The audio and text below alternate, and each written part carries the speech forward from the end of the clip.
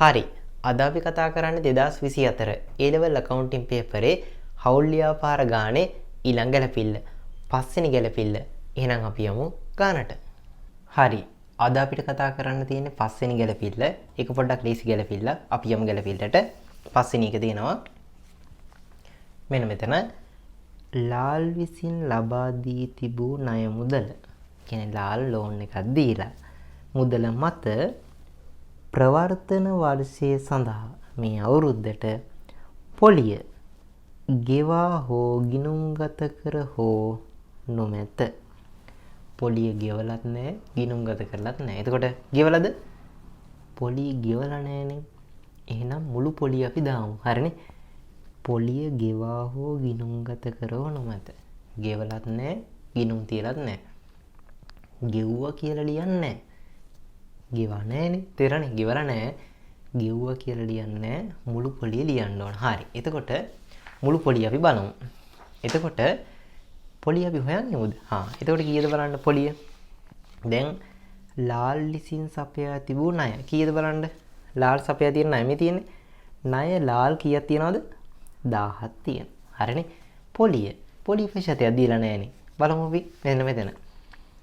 හවුල් ව්‍යාපාරයට සපයනු ලබන ණය සඳහා අන්න ණය ලාල් හරිනේ. ණය සඳහා 10%ක වාර්ෂික පොලියක් ලැබීමට හවුල්කරුවන් හිමිකම් ලබයි. 10%ක්. එහෙනම් 1000ට 10%ක් බලමු. දැන් ලෝන් එක දීපු දිනයක් නැහැනේ. පරණ ලෝන් එකක්. එහෙනම් අවුරුද්දට බලමු 10%ක් 100ක්. හරිනේ. 100 දිස්සරහන මතකද? ණය පොලි.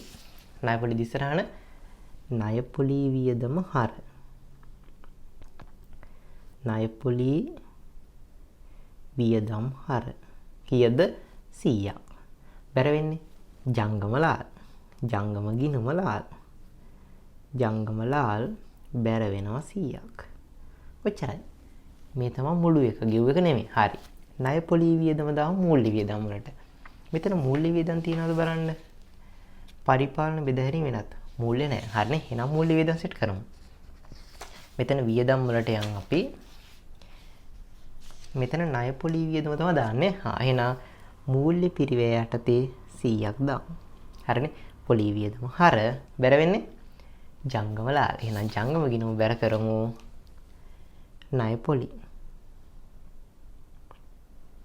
100ක් ලාල්ට. ඔච්චරයි.